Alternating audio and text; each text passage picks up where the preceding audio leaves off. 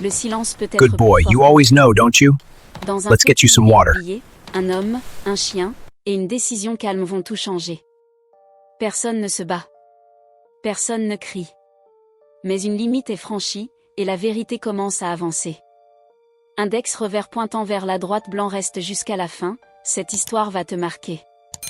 Le silence s'installa brusquement dans le petit dîner, comme si l'air lui-même avait décidé de se figer. Une tasse glissa, le café se répandit sur le comptoir, et personne n'osa réagir. À une table dans le coin, un ancien militaire de la marine était assis calmement, accompagné de son chien de travail, parfaitement immobile à ses pieds. Ni geste, ni parole, ni émotion visible.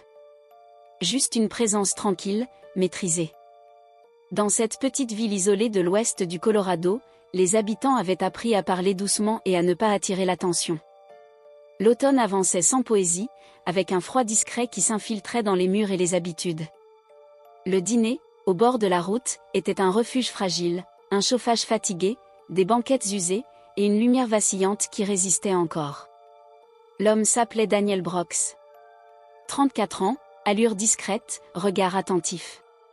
Son uniforme simple, sans insigne ni nom, révélait un passé qu'il préférait taire. À ses côtés, son chien, un malinois belge, restait concentré, silencieux, prêt sans jamais être menaçant. Ce n'était pas un animal de compagnie, mais un partenaire entraîné à comprendre le calme comme une force. Derrière le comptoir, Lena, la serveuse, faisait de son mieux pour maintenir une atmosphère paisible. Elle avait appris à sourire même quand la fatigue pesait lourd, et à garder ses émotions sous contrôle dans un endroit où le moindre conflit pouvait devenir un problème. Ce jour-là, un client autoritaire entra et la tension changea aussitôt.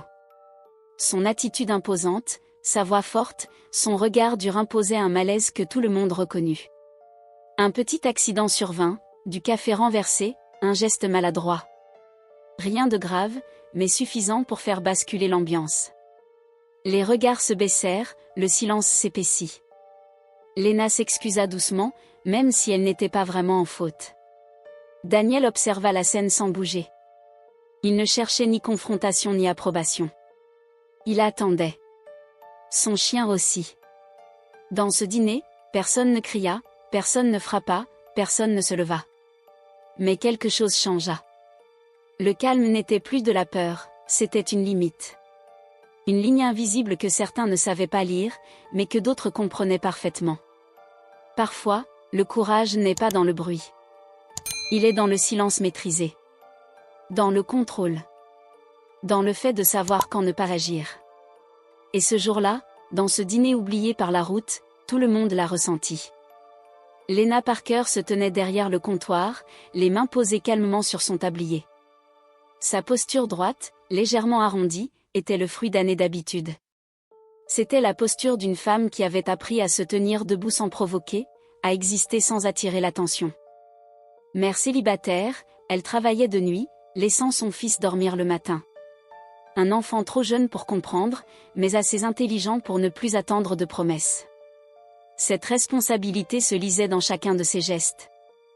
Elle nettoyait lentement le comptoir, le regard baissé, non par soumission, mais par prudence. Elle avait appris que dans cette ville, les paroles disparaissaient facilement, et que le silence, parfois, protégeait mieux que les papiers officiels. Daniel Brooks était encore assis dans sa cabine, terminant son repas sans hâte.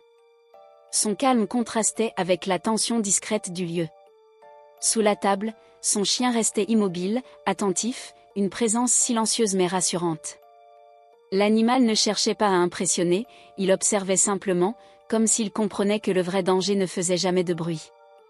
Le regard de Daniel ne trahissait rien, ni colère, ni peur, seulement une attention tranquille qui mettait mal à l'aise ceux qui préféraient l'oubli.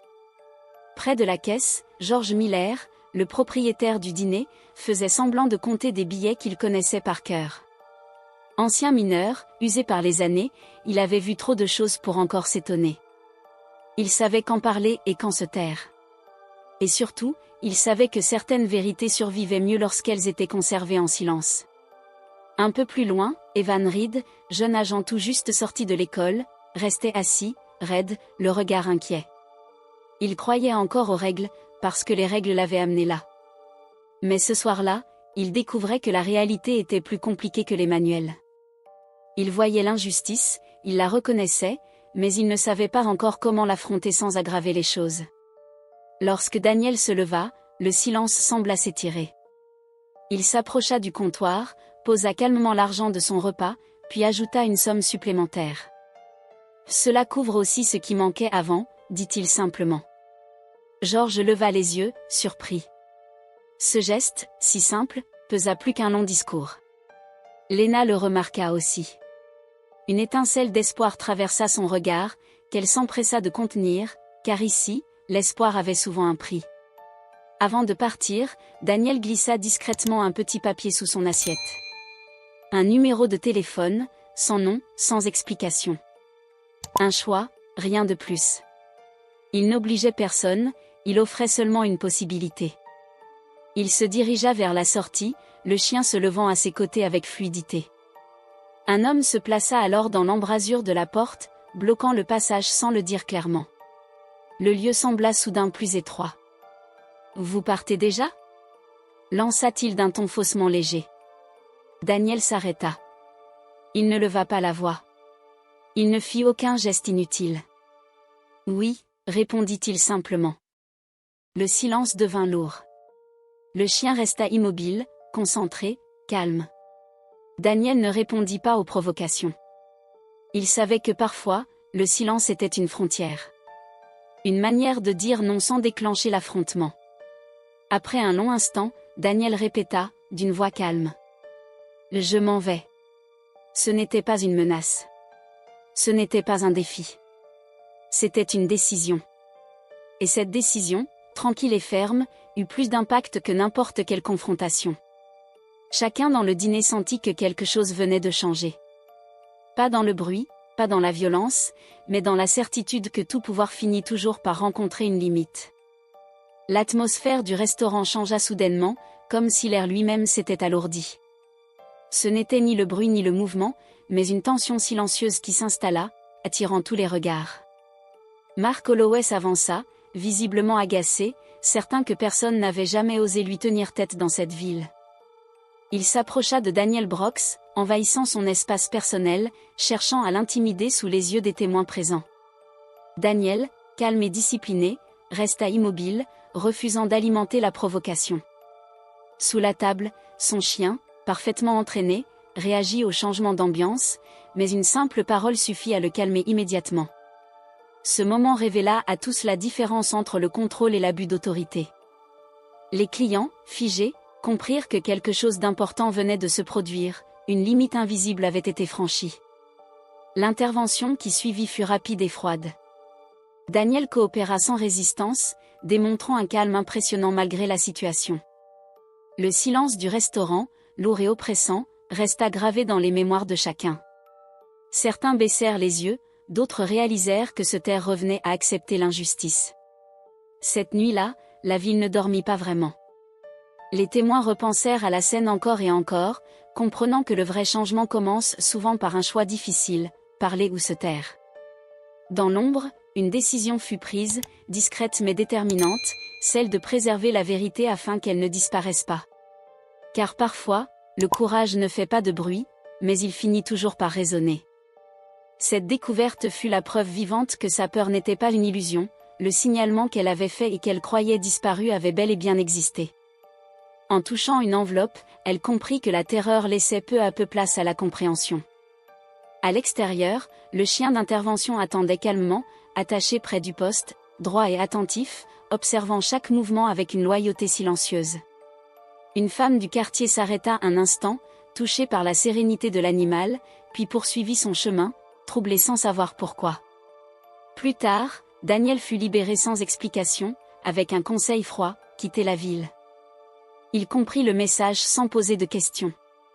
Une fois dehors, il retrouva le chien, posa une main rassurante sur son cou, puis s'éloigna pour passer quelques appels précis, sans colère ni accusation, mais avec des faits. Les choses commencèrent alors à bouger discrètement. Dans la ville, chacun sentit que quelque chose changeait, des conversations plus calmes, des regards plus droits, des silences pleins de sens. Lorsque les autorités arrivèrent, il n'y eut ni cri ni spectacle, seulement des décisions claires, prise avec calme et respect des procédures. Ceux qui avaient gardé la vérité commencèrent à parler, non comme des héros, mais comme des personnes qui refusaient désormais de se taire. La vie reprit doucement son cours, différente mais plus légère. Le restaurant rouvrit, les gens entrèrent sans bruit, comme si l'air lui-même avait changé. Daniel, lui, observa une dernière fois de loin, puis repartit dans la neige, sans chercher la reconnaissance, car le travail n'avait jamais été de rester, mais de permettre aux autres de respirer à nouveau. Cette histoire nous rappelle que la justice ne crie pas toujours, que le courage peut être calme, et que la vérité, même lente, finit toujours par avancer. Parfois, Dieu agit dans le silence, par la patience et la droiture, et ce sont ces gestes invisibles qui transforment les lieux brisés. Si ce message te touche, partage-le pour que d'autres trouvent de l'espoir, et souviens-toi que même les choix discrets peuvent changer le monde. La neige tombait maintenant sans vent, comme si le ciel lui-même avait décidé de ralentir. Les flocons se déposaient sur la route, sur les toits, sur les silences encore chauds laissés par les événements de la veille. Dans cette petite ville du Colorado, rien ne semblait différent au premier regard. Et pourtant, tout avait changé. Lena ouvrit le dîner à l'aube, plus tôt que d'habitude. Elle n'avait presque pas dormi. Pas à cause de la peur, mais à cause d'une pensée nouvelle, persistante, qu'elle n'arrivait pas à faire taire. Et si le silence n'était plus une prison, mais une force? Elle posa les clés, alluma la lumière vacillante, et pendant un instant, elle resta immobile. Le lieu respirait autrement. Comme un corps après une longue fièvre. Elle trouva l'enveloppe dans le tiroir de la caisse. Elle n'était pas là la veille. À l'intérieur, une simple feuille, pliée en deux, avec des noms, des dates, des lieux. Rien de spectaculaire. Juste des faits. Mais ces faits, elle les connaissait. Elle les avait vécus. Et pour la première fois, quelqu'un les avait écrits. Elle ne pleura pas. Elle ferma simplement les yeux, inspira lentement, puis rangea l'enveloppe dans son sac. Ce geste, simple et calme, était une promesse. Au même moment, Daniel roulait vers le nord, les montagnes se dessinant comme des ombres immenses devant lui. Le chien dormait à l'arrière, paisible, comme s'il savait que la partie la plus difficile n'était plus devant eux. Daniel n'aimait pas rester. Il n'avait jamais aimé ça. Les endroits avaient tendance à le retenir, à lui rappeler ce qu'il avait perdu. Mais cette fois, il avait laissé quelque chose derrière lui, non pas une trace, mais un écho. Et les échos, quand ils sont justes, finissent toujours par trouver une voie. Son téléphone vibra une fois. Puis deux. Puis trois. Des messages courts. Des confirmations. Des silences brisés. Il répondit à chacun avec la même sobriété. Pas de colère. Pas d'urgence. Seulement des faits. Toujours des faits. La vérité n'avait besoin de rien d'autre. Dans la ville, George Miller observa les clients entrer un à un. Pas de plaisanteries bruyantes, pas de regards fuyants. Les gens parlaient bas, mais cette fois, ce n'était pas par peur. C'était par respect. On respectait un lieu où quelque chose de vrai s'était produit. Evan Reed, le jeune agent, passa devant le dîner sans s'arrêter. Il marchait droit, le regard plus assuré que la veille. Il avait passé la nuit à relire ses notes, à comparer les rapports, à comprendre où le silence avait été utilisé comme une arme. Et pour la première fois, il comprenait aussi son propre rôle, obéir n'était pas toujours servir. Ce jour-là, il écrivit son premier rapport honnête. Et cela lui coûta plus qu'il ne l'aurait cru. Les jours suivants, les choses avancèrent lentement, presque invisiblement. Une enquête. Puis une autre. Des dossiers ressortis. Des voix timides qui commencèrent à parler. Personne ne cria. Personne ne se vanta. Mais chaque mot dit à voix basse pesait plus qu'un discours. Lena reçut un appel. Puis un autre. Des femmes. Des hommes. Des gens qu'elle n'avait jamais vus, mais qui avaient vécu la même peur, le même silence. Elle écoutait sans interrompre. Elle ne promettait rien. Elle disait simplement. Je t'entends. Et parfois, c'était suffisant pour sauver quelqu'un de l'effondrement. Un soir, alors que la neige recommençait à tomber, Lena trouva le petit papier laissé par Daniel, caché sous une planche du comptoir. Elle le regarda longtemps. Puis, avec des mains calmes, elle le brûla dans la cuisine. Elle n'en avait plus besoin. Ce qu'il avait donné ne pouvait plus être repris. Des semaines passèrent. La ville respira mieux. Pas plus fort, pas plus vite. Juste mieux. Les silences n'étaient plus lourds. Ils étaient pleins. Et loin de là, sur une route blanche qui serpentait entre les pins, Daniel s'arrêta un instant. Il sortit du véhicule, laissa le chien descendre, et regarda le ciel. Il n'attendait rien. Il n'espérait rien. Il savait simplement que quelque part, des gens avaient recommencé à se tenir droit. Il posa une main sur le cou de son compagnon, puis murmura. « C'est suffisant. » Le moteur redémarra doucement, sans hâte. Et la neige recouvrit leurs traces, comme toujours. Mais cette fois, ce qu'ils avaient laissé derrière eux ne pouvait plus être effacé. Le printemps arriva sans prévenir, comme souvent dans ces régions où l'hiver ne demande jamais la permission pour rester. La neige fondit par plaques irrégulières, révélant la terre sombre, encore marquée par le froid. Dans la ville, les pas résonnaient différemment sur les trottoirs mouillés, et les regards ne fuyaient plus aussi vite. On ne parlait pas encore beaucoup, mais on observait davantage. Et parfois, observer, c'était déjà résister. Léna avait changé sans s'en rendre compte. Pas dans ses gestes, il restait calme, précis, mais dans sa manière de respirer. Elle inspirait plus profondément, comme si l'air n'était plus un ennemi. Le dîner était redevenu un lieu, pas seulement un refuge. Des familles y revenaient, des enfants riaient doucement, et même les banquettes usées semblaient moins fatiguées. Un matin, elle trouva un carnet posé sur la table du fond. Personne ne l'avait oublié là. Elle le comprit tout de suite. À l'intérieur, des témoignages. Des mots simples, parfois mal écrits, parfois tremblants. Des gens qui n'avaient jamais osé parler, et qui, maintenant, écrivaient. Elle ferma le carnet, le serra contre elle, puis le rangea dans le tiroir sous la caisse, là où les vérités attendaient leur heure. Evan Reed, lui, n'était plus le même. Il avait perdu quelque chose, l'illusion, mais gagné autre chose, plus solide. Il ne cherchait plus à être aimé, ni même approuvé. Il cherchait à être juste. Et cela le rendait plus seul, mais plus droit. Certains collègues ne lui parlaient plus. D'autres le regardaient autrement. Et quelques-uns, en silence, le remerciaient sans mots. Il savait que Daniel Brooks avait été le déclencheur, mais il comprenait maintenant que l'homme n'avait fait que révéler ce qui était déjà là, prêt à se briser. Les fissures existaient depuis longtemps. Il avait juste fallu quelqu'un pour ne pas détourner le regard. À des centaines de kilomètres de là, Daniel travaillait déjà ailleurs. Autre ville. Autre silence. Même méthode. Il n'était pas un héros. Il ne se voyait pas ainsi. Il était un point de pression. Un rappel. Une limite que certains franchissaient sans savoir qu'elle existait. Le chien vieillissait. Lentement, dignement. Il marchait moins vite, mais son regard restait clair.